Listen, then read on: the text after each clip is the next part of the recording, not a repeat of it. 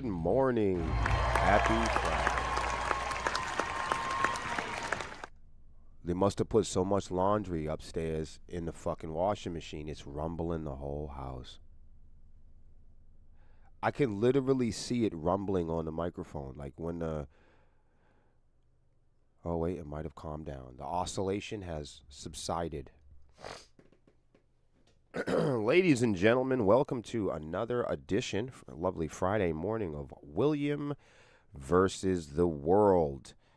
Music education, music industry news, social media, and technology news around the clock, updates every 24 hours, weekdays right here on the Sepsis page, also broadcasting on Twitch and YouTube. Please send us a like, a follow, a sub, send me some rent. Now, to keep it real, I think we have enough places now that we're broadcasting, which is everywhere. We appreciate everybody that tunes in, and we've got a steady growing audience, and I just want to say thank you to everybody that's been in attendance. If you're just tuning in for the first time, please share the feed. Please share the stream. There are groups. There are stories. One of the most powerful things you can do for your favorite creators and musicians and self-employed people like me is get the word out. It doesn't cost any money. Only takes a few seconds. So sharing the feed is a really powerful thing that you can do for us here at the band and our podcasts and live streams. Of course, you guys know it's ICG night. It's game night in the office. So those of you that are Xbox players, come and join us on the Xbox Live Network this evening on Halo. All right. I got to share the feed because I can't ask you guys to share the feed and then I don't. All right. We got some good stuff going on today. I promised today that we would be cutting up the news a lot. So, buckle up because we're going to do a lot of reading. Share it here. I think it's definitely fucked people up because I'm on time today. So that's really got people fucked up. But give me a few moments here. I'll share this out and we'll get started. The coffee's hot. We'll share it in the Swarm. We'll share it in New Hampshire Network. Podcasters.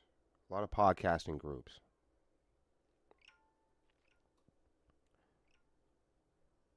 I don't want to get arrested, you know what I mean? Podcast world, internet radio shows.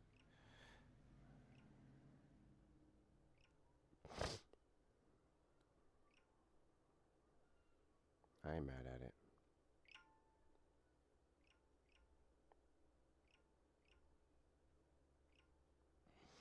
Sometimes you just gotta go for broke, you know what I mean?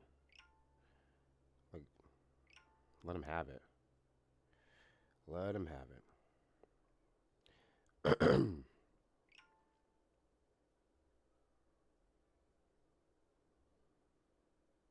All right, I do believe that's it. I think that's all we're gonna do. Again, welcome to the show. If you're new here, this is a show about DIY, independent, self-employed creators, musicians, podcasters, strippers, dancers, photographers. Oh, the coffee's done.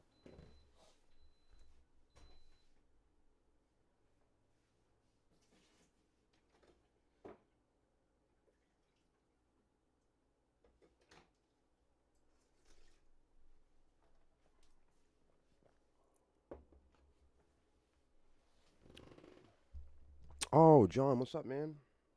Hans, welcome to the show. If you're just tuning in now, each day I scour the internet, each weekday that is. Break time's tomorrow, everybody. Each weekday I scour the internet, and me and the team here, we look for the best 5 to 15 most powerful breaking stories, emerging stories, or ongoing stories in the music industry. That's number one. That's what we do here each and every day, every morning.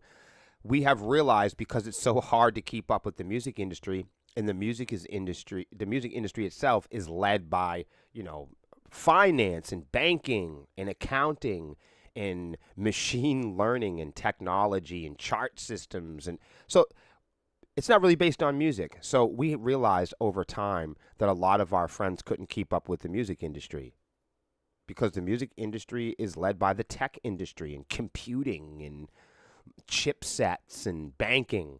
I mean, that's not stuff that guitar players usually have the free time to deal with.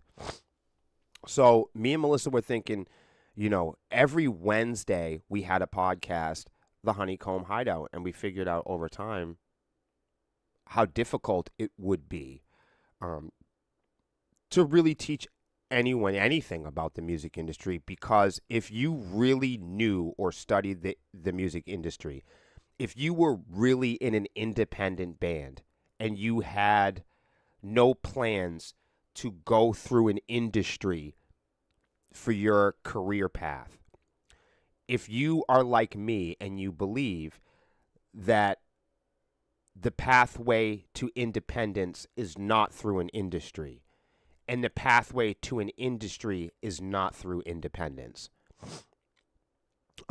If you're like me, and you think the pathway of independence can really be confusing if the final destination is being in the industry, if you are somebody like me that really believes that, then this show is for you. Because this live stream is catered to people who are self-employed or musicians, DIY creators, and independent musicians and creators that know that they need to acquire as many skills and as much education about running a business and being up to date and informed as far as being a self-employed supervisor. I wanted to create a safe place where we could go over the popular and emerging stories and events in the news, in tech, in the music industry, and we could talk about it here every day, because week over week, the music industry is almost unrecognizable week to week. And we figured out, we kept coming on here trying to teach people, teach our friends, teach people that are trying to start businesses and bands and be self-employed, and people that are trying to start streams. We realized these people don't know what the fuck they're doing. And we realize a lot of our friends don't know what they're doing in the music business and streaming because they haven't read anything. They haven't bothered to do the work that you would need to do to stay updated on the education. I think that there is a consumer-based attitude that when we buy a gadget, that's it. When we get the car, that's it. When we get the house, that's it. When we get the wife, that's it. When we level up, once we get to that level that living is done, once we learn a certain thing about the music industry, it's all gonna blossom for us. It's all gonna emerge. That when we learn the next riff, that it's all gonna work out. And when we finally get the record deal, that everything's gonna come to fruition. That when we learn TikTok, it's all gonna work out now. I think that, and I believe that advertising and gizmos and gadgets and really bad actors need to keep that story going, to keep you plugged in, breaking glass ceilings and chasing after carrots. So we just found how laughably funny it was to see an entire generation of consumers role play being self-employed. Look, if you want to be self-employed or you want longevity in your career path, you're going to need to stay up to date with tools and education, and you're going to need to be brave enough to look at the ugly side of the business, and that's what we talk about here. Oh, what up, Sean? Oh, we got to give Sean some music.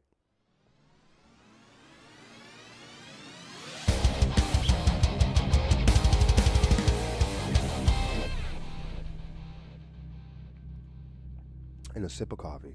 Perfect, perfect. I hope you're having a great day at work today. That's really crazy because I was just mentioning the Immaculate Connection Gaming. Yes, tonight, everybody, if you didn't know, Fridays are game nights on Immaculate Connection Gaming. So if you have a laptop or you're gaming from your PC or Xbox, you can join us on Halo Wednesdays and Friday nights at 10 p.m. Eastern. We host a video game party there for about 2 hours on Wednesdays and Fridays. Come and join the fun. Sean's there. I'm there. So that's why we do the show. That's what this is all about. I am now going to start the show. Maybe. Let's see. Let's see if this kid want to smoke. Every morning we do a what I like to call a local powwow here. Cha-ching. Completely legal medicinal breakfast. All right, you guys, let's take a look at this. I kind of want to wait for Scott though. Is Scott here? Wait a minute, let's see if Scott's here. I don't want Scott to miss out on this one. Actually, he wouldn't be missing out because he'd be able to just watch this later. What am I talking about? John says, I am self-employed sometimes. It's very hard to keep work going. Yeah, no, that's like us. We are self-employed sometimes. Absolutely, dude. You know, we all got to work for somebody, and it's good that we work for people. I try to work for myself as much as I can, and I try to balance that out with work and contributions for other people too, you know? I try my hardest to find good fits in places where I'm needed. I know I was supposed to take on a little like sound engineering job, and the lady like, you know, it was a couple of nights out of the week for some extra cash. The lady never called me back. We talked and everything. Maybe she found somebody else.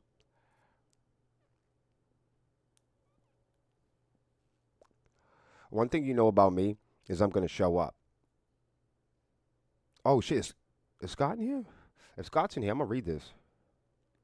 Because I kind of pulled this one out thinking about Hans and Scott. We had talked a little bit about this before. Let me just start it, and if people show up, they do. All right. So, are kids losing their love for music? That's what this article is about. Children used to obsessively put CDs and 7 inches on repeat, but streaming means they need digital services and parental permission to play music, and there's little help being done.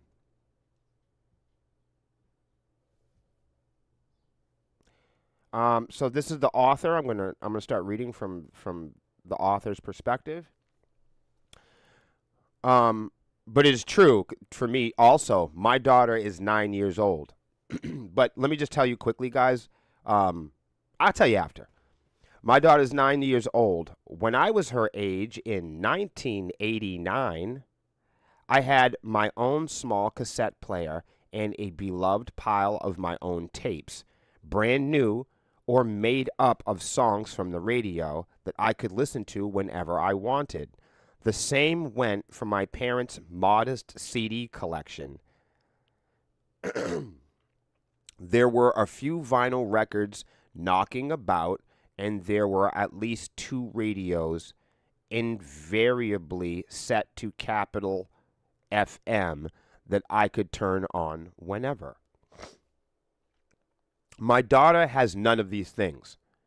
The only way that she can access music is by making me get my phone out and play a song from my Spotify account.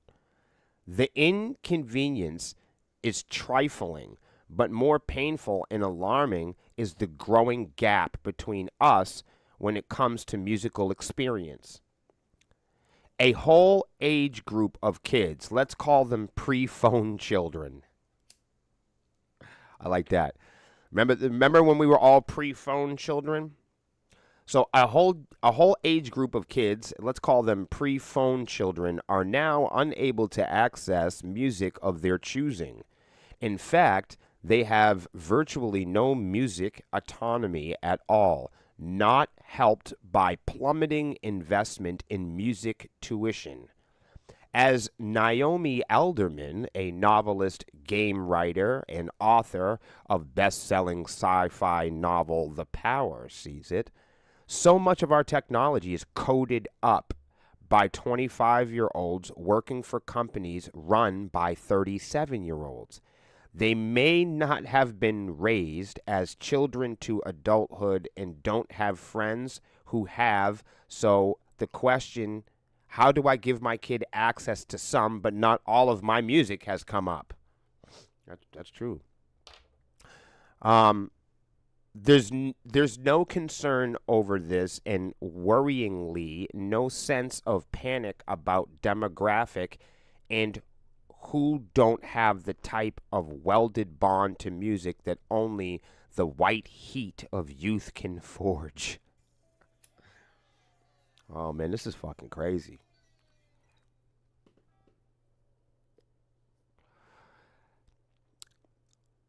It's that seemingly hot and obsessive aspect of my favorite bond with music that has made me notice the stark gap between me and my daughter. She enjoys music. She knows the words to at least half of the songs from Horrible Histories, and it's really into the hits they adapt or parody when I reveal them to her. But she'd rather have an audiobook over an album any day. By contrast, at age 9, I was actively worshipped. Excuse me. By age 9, the author says that she had actively worshipped the two jet black tapes that comprised Now That's What I Call Music 14. And nothing compared of the hits Buffalo Stance by Naya Cherry. Oh man, what a great song. Remember that? Y'all don't know. Yo, this whoever this author is right here, we're the same age. I'm feeling the nostalgia right now. Or the weed, one or the other. Um, it had sounds I'd never heard and words that made no sense. What was a what was a gigolo, and why did he have crocodile feet? But playing in 72 times in a row in my childhood bedroom, a type of experience not afforded to many pre-phone children now, made me a music fan for life. Yo, I want to listen to this shit because I don't like. Hold on, I gotta write it down because I'm gonna forget.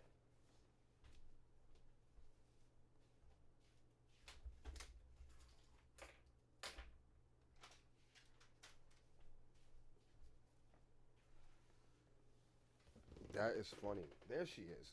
That is funny. I gotta write this down. I'm gonna have to. I'm gonna have. This is like something I would listen to with like my kids or like one of the young people here. That is fucking hilarious. Buffalo stance. Buffalo stance. I mean, I forgot all about that song and how big that was. That's funny. Here you go. We've changed a lot of our infrastructure very quickly by making it digital. Um, the danger of digitalizing everything. Oh, we might have to read that. Hold up. Hold up. What? Get the fuck out. We're going to read it. Uh-oh, what happened, you guys? Did I just fuck everything up for real? Hold up, hold up, hold up. I think I just made a big mistake. Okay, we'll get to that in a minute. I don't want to make big mistakes.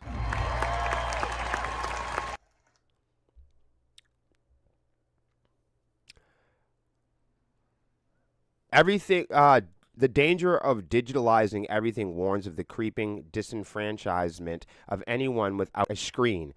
Pre-phone children being obvious examples.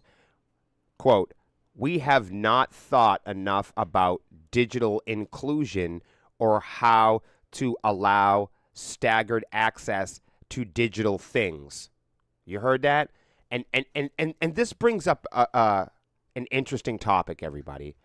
If you're creating an AI learning machine, right, and 5 Japanese guys are making the product. If you have nothing against any particular people, let me make it clear. I'm just making a point. If you have 5 women that are or black guys or little people, if you have 5 handicap or mentally challenged people that are building an app or a learning machine or an AI product. If you have 5 black guys that are making an AI product, then the artificial intelligence, it might take on or mimic or inherit.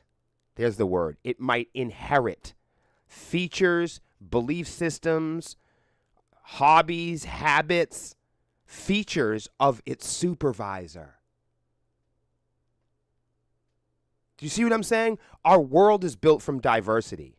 You are from diversity. You at home, you are, you see what I'm saying? Like whoever we are our mothers and our fathers and our great-grandparents, and who were they? And they come from all type of different places. And what did they listen to? They listen to all type of different music. And your mom likes different things than your dad. And your dad likes hot sauce. And your mom likes sweet things. And your great-grandparents used to live in Italy. And your great-grandfather lived in Africa. You are, we are, the world is, fruits are, vegetables are, plants, animals, trees, people, our environment is made out of variety and diversity. Which is why you can't have 5 white dudes building meta AI. Because artificial intelligence and machine learning is set to inherit the features of its creators. So if you don't have diversity that are building the apps, if you don't have diversity that's building your Cartoon Network, if you don't have diversity that's building sepsis, if you don't have diversity, you're not building something for the world. You see what I'm saying? If you can't reflect what the world has as output, then you're not making a product for the world. So if you've got all women on your committee and they're all the supervisors and they're making the next big AI product, then that product is set to receive features inherited by its creators. So if you want to create something that all people are going to be into, if you want to create something and bridge those gaps, it has to reflect the nature and the vast diversity of our planet, our biodiversity, how diverse our realities are and our lives can be, changing moment to moment, frequency to frequency. As creators, as a creator myself, this is how I write Sepsis music. This is how we lead the company. This is how we write the lyrics. This is how we use our marketing as a reflection of what the planet, the solar system, what reality has to offer. An uncertain, diverse discovery. And that's what we need to have being introduced back into music.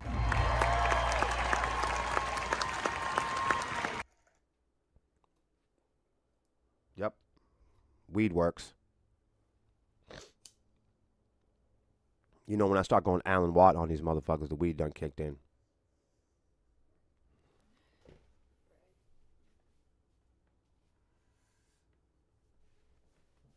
One thing we do know is children still love music. It's just the author here makes a very good point. Like,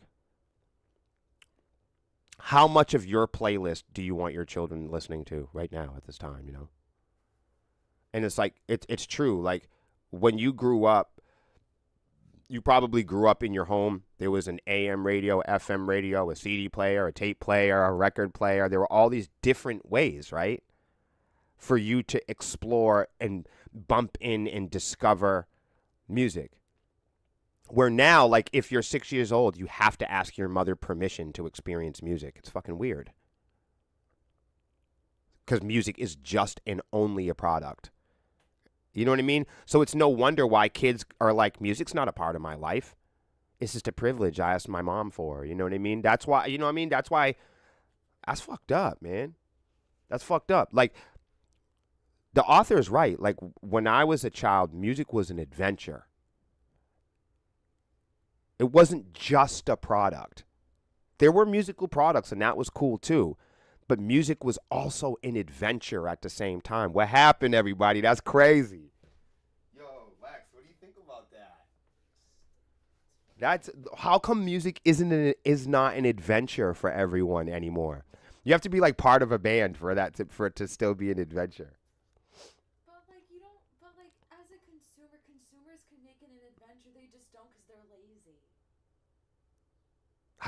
Are we like not we but like are we as a society, are we teaching, that's what I mean, are we teaching our children to not like music by having them have to go through us to access the apps, to access, I mean, you're 6 years old, you love music, you want to hear some music, you have to go through, you didn't have to go through your mom. Could I just? You like, even at your age, you had radios in the house, you had CD players, you had tapes, there was all these different things that you could bump into. Now, if you're a kid, 5, 6, 7, 9 years old, you have to ask your dad to you have to dial up. You have to ask him for his iPad. You have to ask permission to get on the internet.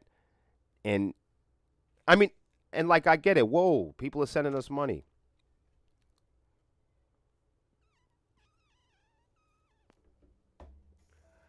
Aren't you having a great day?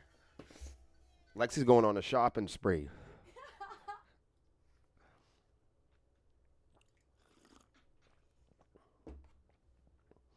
Yeah,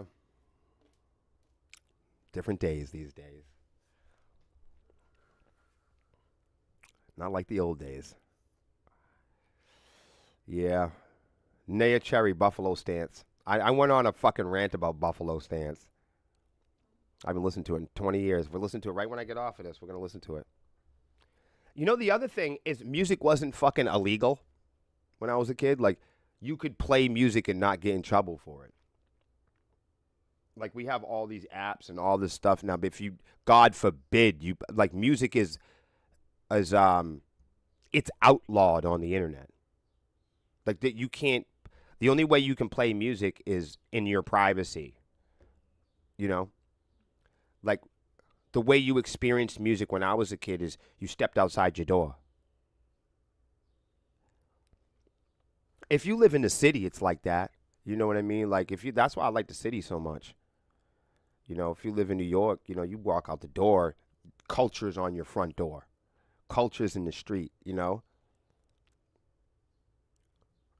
can still discover music outside your door, but we spend so much time on the screens that it's hard to discover music because everywhere you play music, you get fined for it. You get in trouble for it. DCMA, you get blocked, you get turned off, copyright infringement. It's like, you feel what I'm saying? It's like they made it not fun. People who buy music can't play music on their own fucking page, on their own social media. Explain that.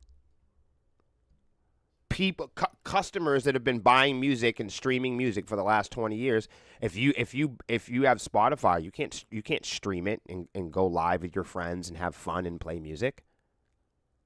You get in trouble for it. It's against the law to play music. It's 2024, and it's against the law for customers and consumers of music to play music online. And of course, a lot of people listen to music on their devices. You can't turn them up past a shout. So you listen to music in your little bubble or on your iPods, you know what I'm saying? Your headphones or whatever the fuck they call it now. So we don't listen to music together. We don't talk about it. It's too offensive. You see? So it's like, so when we do experience music, it's like in this private setting, you know what I mean? On your personal device, turned down quietly so it doesn't offend anybody. You know what I mean? And it's like, there are no tapes, there are no CDs, there are no places outside of this private space There are no places where you can discover and experience music beyond asking permission from your parents or your apps or your. So I mean, if you're 6 years old, you don't have access to music. Do you see what it's blowing my mind? It's actually fucking with me. That's not the weed. I'm being fucked with. Like, when I grew up, this is my understanding. You know what I mean? Like, music in general is not man-made. It's made by the universe. Yes. All animals can make music. Everything makes fucking music. Music is not man-made. So because men are hallucinating and we've convinced ourselves that music is man-made and it's only an economy, we've all gotten sick. We're sick. We think that we convinced ourselves that music is background noise product. What the fuck is going on? Like, what the fuck is wrong with y'all? Like music isn't man-made. Like, music isn't whale-made or bird-made. You know what I'm saying? The birds don't go tweet, tweet, music is bird-made. They don't think that. I mean, I don't know what the fuck birds think, but you know what I'm saying? You get my point. Like, what the fuck? Music is for creatures, and music is for the environment. Music is for reality. What are you talking about? Music isn't man-made, not even close. If all the people died today, music would still go on. Spotify wouldn't, but music would. This is what I'm trying to explain to y'all. Holy shit. What do you mean fucking kids don't have access to music? It's not even people. You can't tell people. People aren't in charge of music. We need to get off that.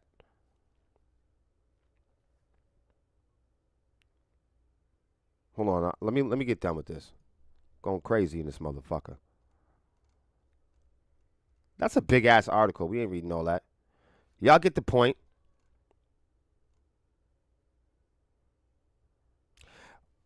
We have changed a lot of our infrastructure very quickly by making it digital. Whose recent The Danger of Digitalizing Everything warns of the creeping disenfranchisement of anyone without a screen. Pre-phone children being obvious examples. Quote, we have not thought about digital inclusion or how to allow staggered access to digital things. There you have it, y'all. We're going to get into that a little bit. I love this. This is fantastic.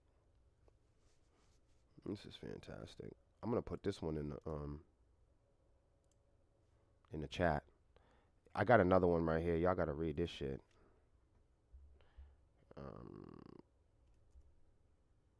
Bingo. I hope that worked, everybody. Good morning, Scott. How you guys doing?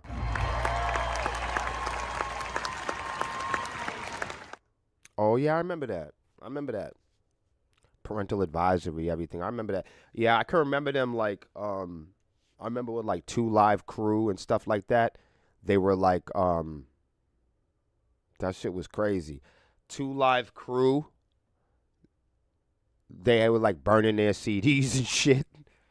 I remember they were like taking Slayer CDs and like Ice-T and fucking crushing them into the ground. And I'm like, then the guys on Law and Order, like a couple years later, I'm like, hey, isn't that the cop guy?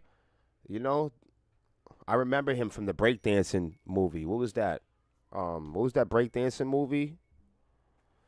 Yo, look at that. I could open this door. Yo, the air in there is nice. That's much better. I like that. I can hear the birds chirping and shit. Or the weed's going to blow away. Never mind. I'm getting ideas. What do you guys think about that last article? That was fucking crazy. Hey, you guys should take this link right here so you can read more about it. It's fucking nuts. Oh my gosh. Franco, how's it going? Franco's in the fucking house, my brother. What's going on with you, bro?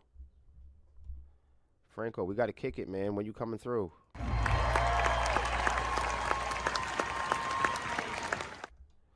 Yeah, Franco, my man. Yo, what's up with some music, Franco? You gonna send me some music? Stop playing with me, man. And now Ice-T is back. Body count. Yeah, he is. I saw that. People go through waves, right? A lot of people go through waves. I noticed like this ain't. I'm not making no jokes or nothing like that, but I'm saying like a lot of like real gangster guys. They turned in, they did their dad thing, and then they back on their gangster shit. You know what I mean? So now they starting to become older men, 50s, 60s. They're like, you know what? Let me get this little bit of gangster up out of me before before it's roll call, set call. Okay, right on, right on. I'm excited to hear about some music. I'm always trying to tell all of my friends and musicians out there, y'all stop hoarding the fucking music. Send me the music. Okay, it's already bad enough that all your friends at home don't want to listen to you play. Like your wife don't give a fuck. Your best friend doesn't want to go to your show. People hate your music, everybody, but I don't hate your music. I'm one of the weird motherfuckers online that if you send me your music, I will actually listen to it. Like for real. I don't know what it is about me. Forgive me. I'm one of I must have some kind of a glitch. I must be old. I'm one of those people where I'm so old-fashioned I still like shit. I know that's weird for people today, especially 2024, where everyone's convinced to not like things or each other. Unfortunately, I am cursed as one of those human beings that like things. I like people. I like shit. I like going out. I like taking on tasks. I still like challenging myself. I have not been convinced yet to buy products that do things for me. You know what I mean? I'm not there yet. I have not been convinced to buy into ideas or products that make things for me and then use the things that I didn't make for me. I'm not there yet. No one's convinced me yet to buy toys that do shit or live my life for me. So I have the curse of liking shit, which means I have to do the work of discovery. I have to get spare time and I have to get free time. And in order to get spare time and free time, you got to work for that. So what small free time and spare time I do have, when people send me their music on Facebook, I am one of those people that actually will not ignore your music. Most people that you send music to, most of your buddies on Facebook, when you send them music, they're not listening to it. And here's how you do it. Ask them their favorite lyric. Ask them what's their favorite part. Quiz these motherfuckers. When you send somebody some music, ask them what was your favorite thing. What stands out the most to you? See if they give you a generic response. For real. So I enjoy all kinds of genres and textures and colors of music. I have a diverse background in musicianship myself. I play everything from, drums to bass and guitar and piano and all type of different stuff. I dance and rap and do all kinds of different things. So throughout my life, I've been given the opportunity and the gift to explore many different sides of myself.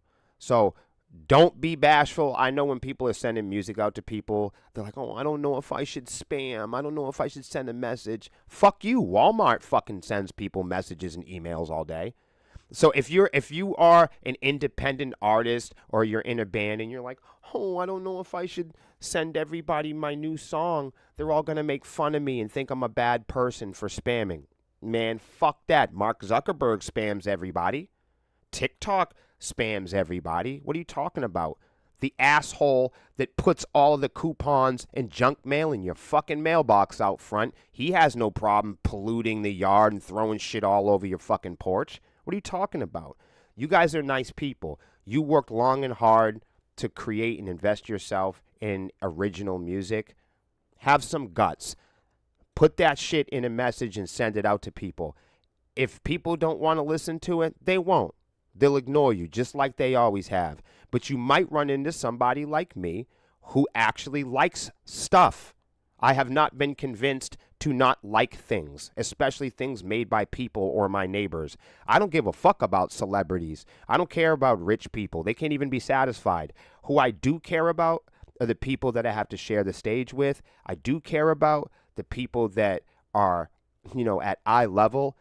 I do care about the people that support me. I do care about people who are making original music. So if you are nervous or scared about sending people or messaging people your new music when you get it, don't be scared to send it to me, William Savant, on Facebook. I don't give a fuck what you do. If you rap or you dance, if you want an opinion, I mean, it might take me a day or two. It might take me an hour, but people who know me well, and I will get to it. I will listen to it. I like good music, and I like bad music too. We're kind of in this era right now where we only like computerized perfect shit. Not me. I like real music. I like authentic music. Music that comes from the woods, music that comes from the ocean.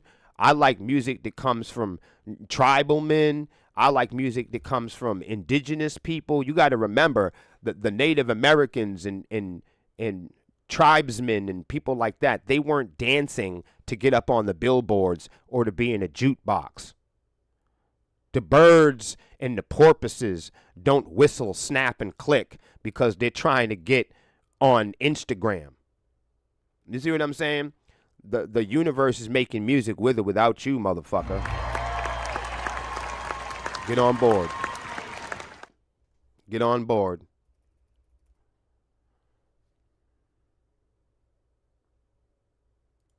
What do we got here? Do we really want to go? That was fucking depressing. Man, fuck that. We're not reading that anymore. The power shifting to AI-generated music and algorithmic discovery. Music rights holders must wake up to the opportunity. What do you guys think? This is crazy. The brutal reality. Power is shifting to AI-generated music and algorithmic discovery. Music rights holders must wake up to the opportunity.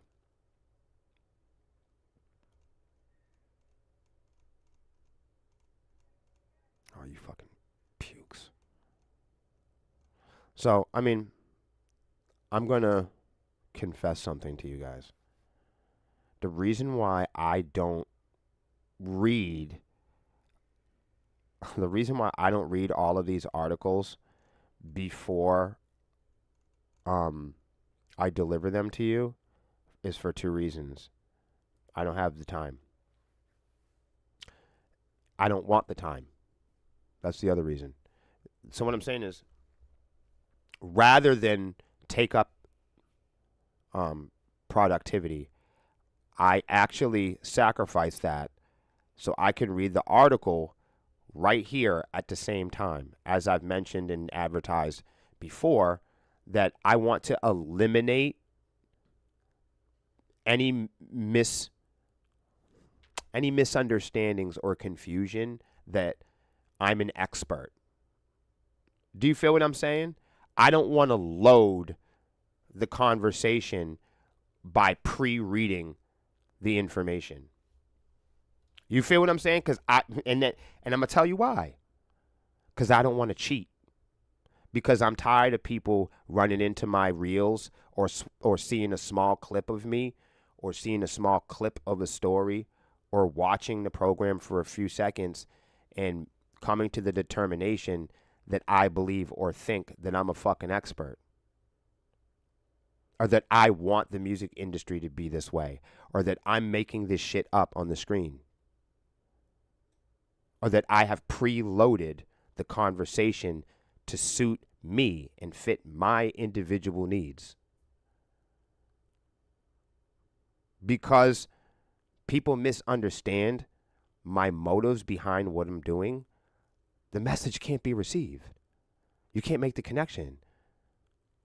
That's what's the obstacle, is when people experience me presenting this news. A lot of people take this shit as bad news. You know what I mean? Because it just so happens that this is the news every day. And I take the most powerful 5 to 15 articles each and every day, and I put them up on the screen, and I don't preload myself. I don't get myself or position myself in power to narrate what we're reading in the article. Do you feel what I'm saying? I don't position myself where I can get a place of power prior to reading the article. I want to develop my opinions after the facts, if there are any established. That's why. I just want to explain that. And then the other reason, and so the benefit of that is, the benefit of me not preloading the conversation is that I also am emotional and I get excited and I get fired up about the topic. You feel what I'm saying? And that's what really makes it entertaining. Even if I'm going through it, you know what I mean? Even if I'm challenged, you guys can see me taking on the challenge. You guys can see, wow, this guy's sweating, he's breathing, he's talking, you know what I mean? You guys can see I'm for real. You guys can see I'm an authentic person. If I preload the conversation, then I get a confident stance. I get a place in power. I get a place to develop and process these ideas a little bit longer. And then a person watching me can make the assumption that I have made this all up and that I have a motive or a narrative, or I have a predicted destination, or that I'm trying to get people to believe in what I believe in. And I know that can be challenging because we live in a time, especially right now before November, where everyone is very guarded in terms of what we're all trying to translate to each other as far as our beliefs and our tastes and virtues and values. Man, I hope y'all could keep up with me, for real. But that's why I do it for entertainment. I'd rather be like shocked about something and go through it with you guys than try to appear like I'm an expert. Because I think the more I learn, I love to learn about stuff. But when I start to measure, when I start to take all the stuff apart, if I preload this conversation by reading all the material, then I come in here armed to the teeth. And then somebody who's never seen this fucking program before goes, that guy's a fucking know-it-all. That guy thinks he knows everything about the music industry. That's what happens. You feel me? Hey, Sparkles, what's up? Here's some music for Sparkles.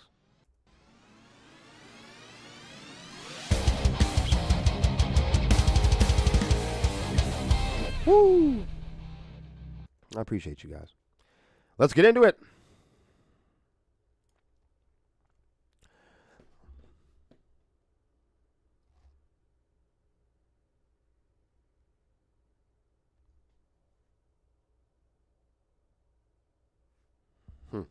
AI music startups such as Suno, which has just raised $125 million in funding. Woo! Imagine that. Creating a better sounding music than the majority of newly released human-made songs on music streaming platforms. Look at that. That's a big statement.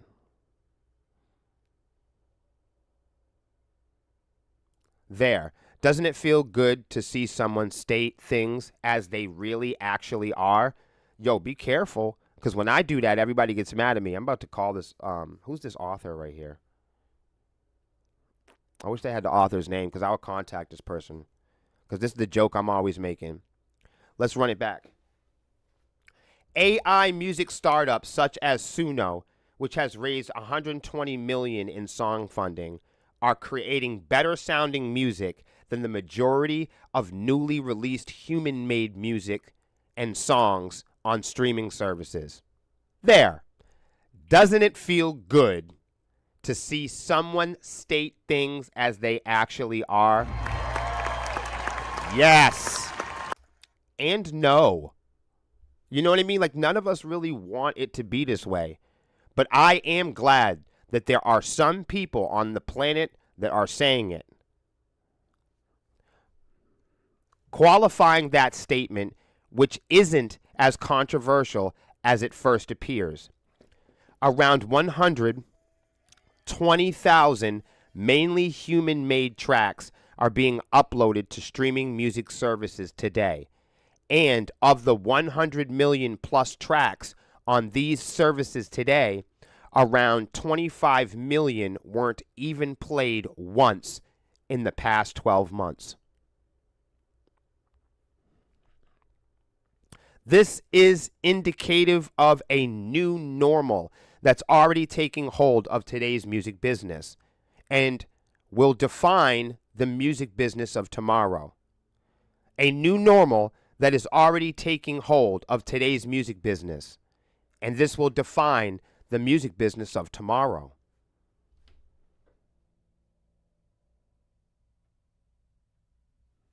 Okay? It's not impossible for the largest traditional music rights holders to thrive in this new normal, but due to a number of threats to their dominance, the global business's power balance is irrevocably changing. In fact, new rights holders and predictably AI-driven music will continue to take market share from the largest music right holders in the years ahead. Did you hear me?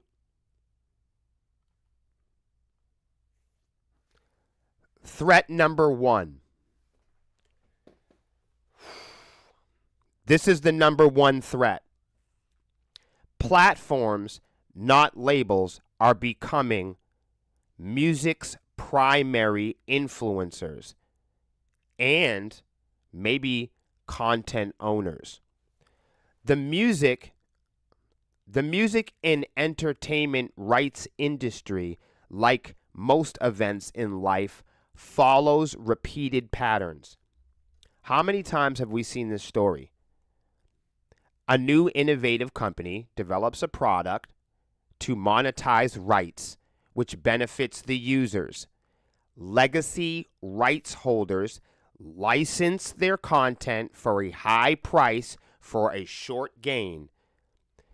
New innovative company diversifies its offerings, maybe creating its own content, for instance, to reduce reliance on legacy rights holders.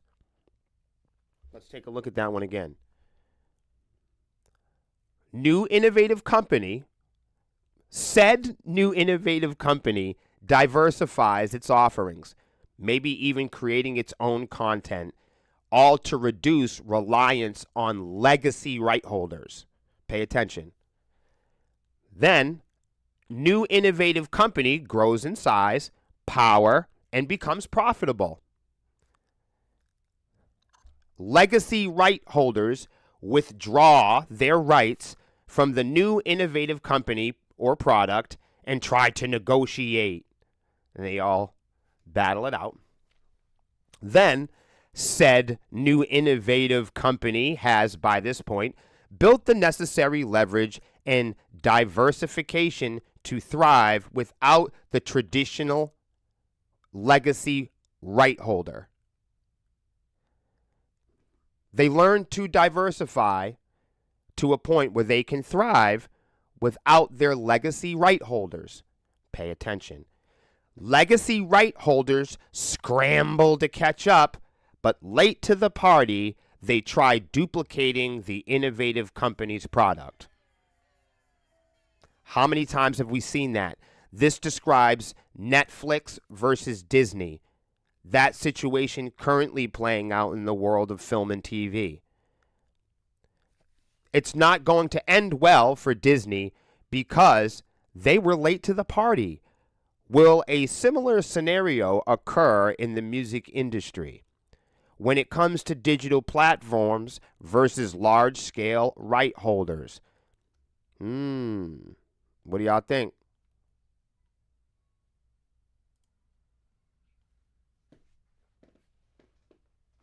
What do you guys think so far?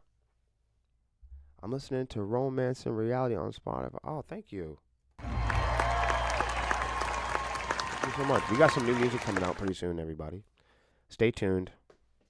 Stay tuned. Stay tuned. We're getting there. We have to save money for this stuff, like because especially like because we're this whole Rockfest trip. I'm not gonna lie to you. You know, the truth is, it's cost us a lot of money to go over there. I'm serious. So like, believe it or not, like going to Rockfest kind of like it made it difficult for us to release music this summer. It made it difficult for us to do some other touring, but we're really glad to go. You know what I mean? So it just makes it so we have to budget and spread things out a little bit. So hopefully you guys have had enough music each year to at least we could contribute to your playlists and all the other great bands that you guys listen to. Anyhow, I do appreciate you, Sparkles. Thank you guys for continuing to play our music. I mean, we are a band. We do like this podcast and stuff too, though, and live streams and all the other stuff we do. We like it all, but we are musicians at heart for sure. Mm. I think that the thing about Sepsis is we are as much musicians as we are fans of music. We're wicked fans of music, and I don't know if all artists and bands are really fans of music. I think a lot are, but some are not. Whereas like I don't know, we really love other bands and other music. Um, we like performing our music and creating it can be fun, but I'll say on the record that equally, we don't listen to our music. The only time we listen to it is when we're performing it with people, because that's why we play music to connect with people. I don't know why everybody else does it. Everyone has their own reason, but some people it's being viral or being famous or traveling or making friends or whatever. All of that's good stuff.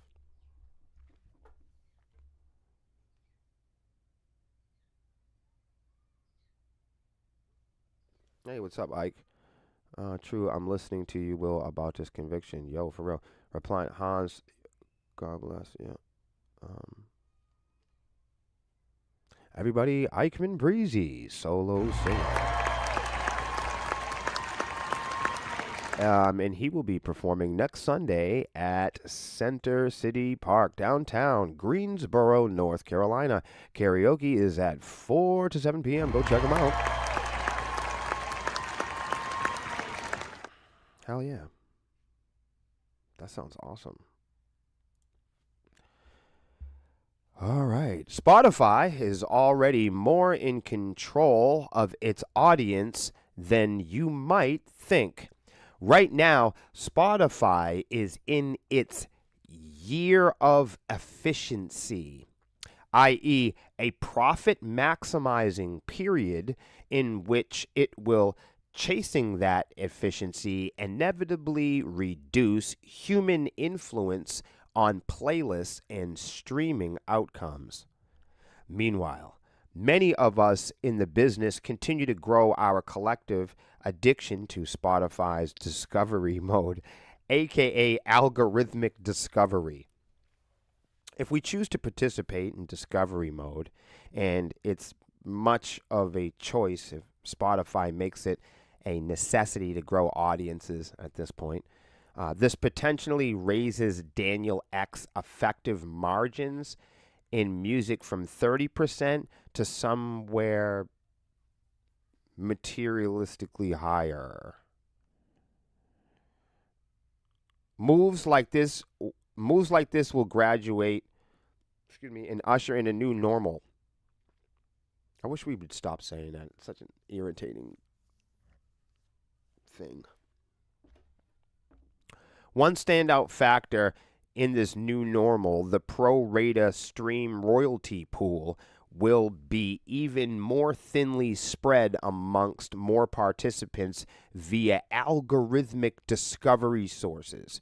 Yesteryear's narrow band consumer influences in music are over. Spotify's year of efficiency will inevitably reduce human influences on playlist and streaming outcomes. This is also akin to our friends experiencing on social media platforms such as TikTok, where there is no mainstream music. Talking of TikTok, I've always liked the phrase, timing is a funny thing, and the most funny thing is the most likely outcome. Timing is a funny thing, and the most funny thing is the most likely outcome. In January 2024, Universal Music Group issued a theatrical statement defending copyright holders against TikTok.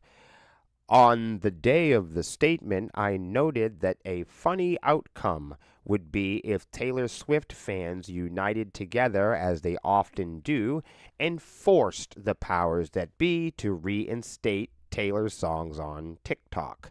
And guess what the fuck happened, everybody? Yep. This all raises a big question. What now needs to happen before music streaming services like Spotify can wield the same power as rights holders and big tech giants like ByteDance? Arguably, not a huge amount. Just look at Spotify's increasing stranglehold on its key consumer influence tool, playlists. That shit is fucking crazy. We gotta keep going on this, guys. I don't know if you want to get some water or something. All right, I'll be right back.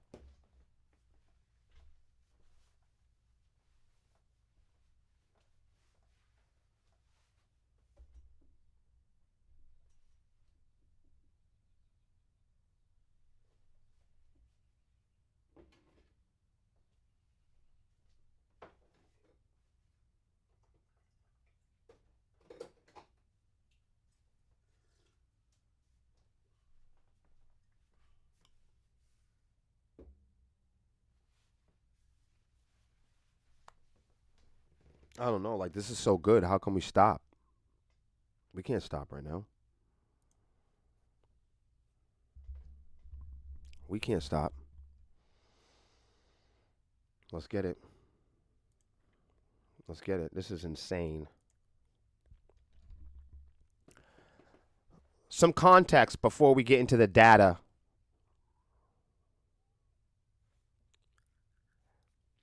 The author says they still passionately believe that there is nothing wrong with so-called fake artists. It's a description that annoys the author. Human songwriters with multiple fictional alter egos are still human songwriters. I do understand that. I kind of like the way he approached it. However, the author says he does have concerns about how these fake artists have built billions of streams on Spotify and first-party playlists. There is no public proof that the content-making specialists in this field, some of the largest independent streaming rights holders of today, from Epidemic Sound to Firefly Entertainment and Catfish Records, all conveniently based in Sweden, have signed backdoor deals with Spotify. Let's go over that again. Let's go over it again. There is no proof that the content-making specialists in the field of playlists, some of the largest independent streaming rights holders of today, from Epidemic Sound to Firefly Entertainment and Catfish Records, all conveniently based in Sweden, have signed backdoor deals with Spotify that's also based in Sweden.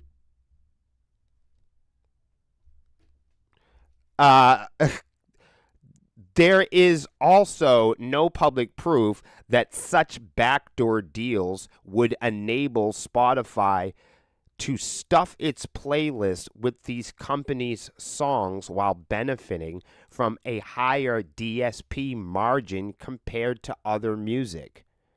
Yet, even if you dismiss such ideas as conspiracy theories, you must acknowledge two things. PROs do not collect performance royalties on Epidemic Sound's content. That is a potential margin server for Spotify if this content is sufficiently popular. That might be difficult for you guys to understand. I'll talk about it in a second. Spotify is most definitely still stuffing its own key playlists and algorithms with this music as much as possible. Did y'all get that? A PRO, you guys, for those that don't know, are performance rights organizations. And what they're saying is here, okay, that Epidemic Sound, I'm going to break this down for you.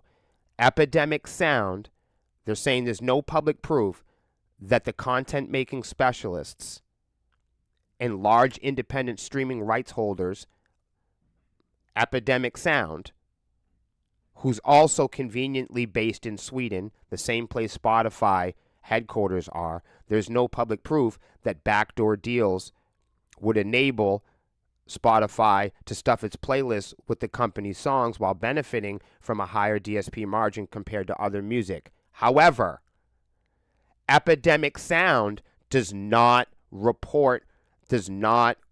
cooperate with performance rights organizations when it comes to them collecting royalties, meaning Epidemic Sound does not want performance rights organizations collecting royalties for them. So what I'm saying is, normally most artists wouldn't mind performance rights organizations collecting unwarranted or free-floating mechanical royalties. But in this situation, they're cutting off the conduit of information so they can report directly to Spotify. You feel what I'm saying? So the bulk of the shares and the bulk of the royalty pool is not collected by the organization. It's collected by their partners in Spotify. It's only collected, reported, and measured by their partners in Spotify. This is a potential margin saver for Spotify if the content is sufficiently popular, which it can be because Spotify can algorithmically charge and boost that data and that music. Do you guys understand? Spotify is most definitely still stuffing its own key playlists and algorithms with this music as much as possible. Do you even realize how in control Spotify is over its own playlist and algorithmic audience? Below, you will find a summary of the top 25 most consumed global playlists on Spotify for the fourth week of 2024 in order of worldwide streams according to research. He's color coded it here too. Yo, I might even get on this. Hold on, let me look at this. Let me see this real quick.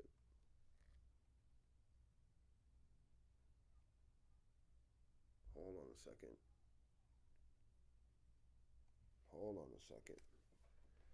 All of these playlists, each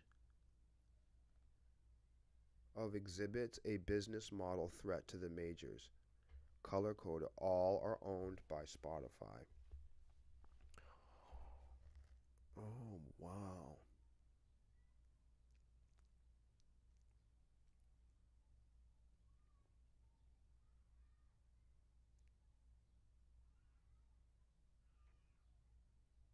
Oh my God.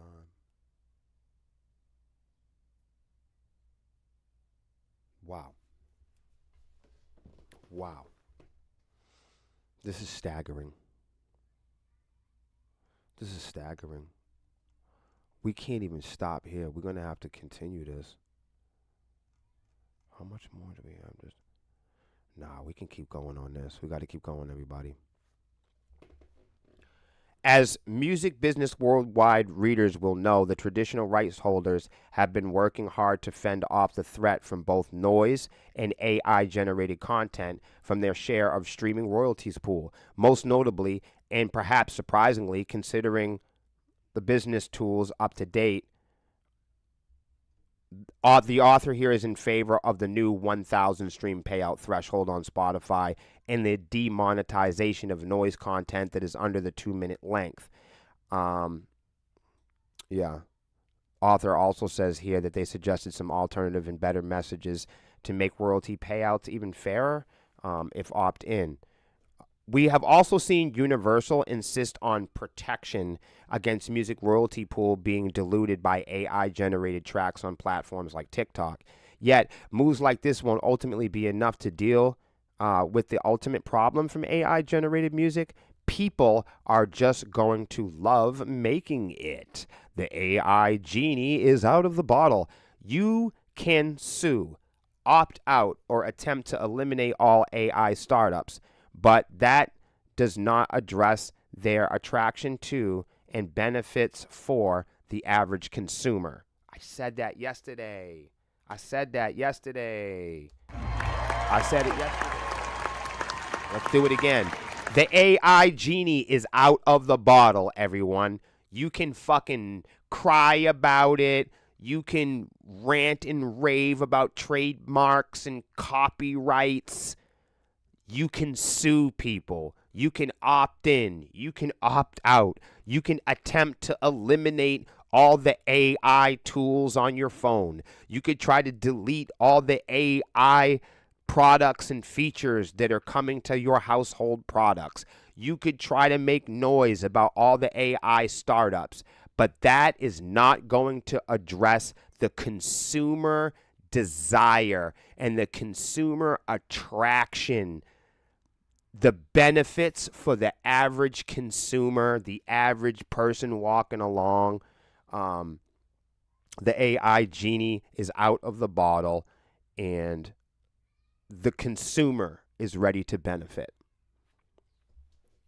Average consumers will use open source developed models of AI content generation natively in the future. They will be able to create endless short audio clips from their mother's basement, which may gain traction on social media platforms and then prompt the release of their song's full version on streaming services. That's where we're at. They could end up performing in front of an audience of real fans with hardly any musical background at all. Who is a listener? Who is a music maker? Who fucking cares? How are music rights holders going to sue, prevent regular individuals and nothing to lose from creating and distributing millions of tracks? How can you stop people using natively operating open source trained AI music models? A change in the music business models for the majors. The major music rights holders are already pressing home their advantage today to help maintain their market share. Look at Apple's decision, no doubt, persuaded by the majors, to introduce a 1.1 times spatial audio payout uplift, resulting in an effective 10% overnight cut in future royalties for the vast majority of rights holders and artists. Right, so if you don't have great production, you ain't getting paid, playa.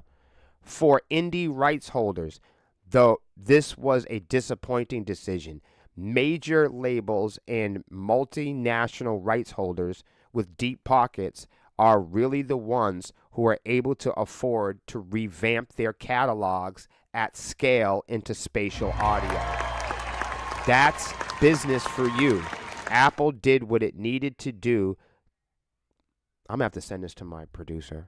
We'll have to talk about this. That's business for you. Apple did what it needed to do to please who it needed to please. Moves like this won't be enough for the majors to completely protect against tomorrow's threats. However, to do that, they're going to have to play offense as well as defense. Music rights holders will need to alter their focus to compete for attention, relying on those who can better influence, manage, and amplify social media streaming algorithms. Some ways to accomplish this include managing micro-influencers, operating popular social media pages, directly managing brand or artist audiences, scaling digital marketing campaigns that drive traffic to platforms that trigger algorithms, building carefully created, curated systems and ecosystems that playlists or reusable attention assets.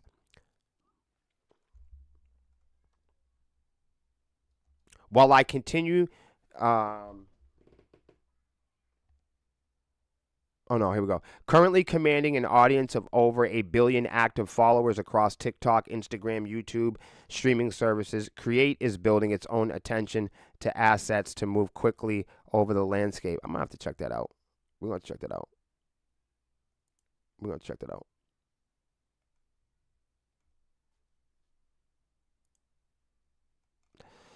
Yep.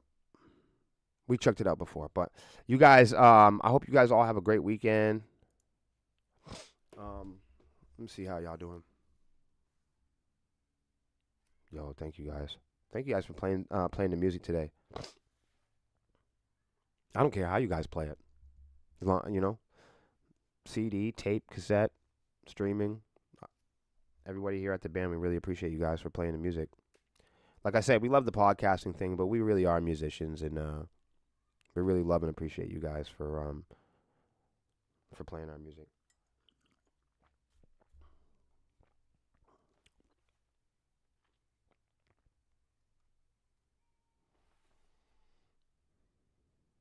Scott says the only ones that should collect is the artist, not Spotify or any app. Sick of the artists and their talent getting ripped up. Yo, for real.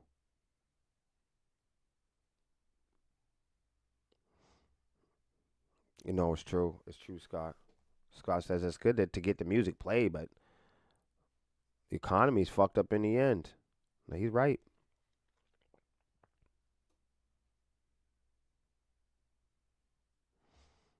I'm with you, Scott, 100%.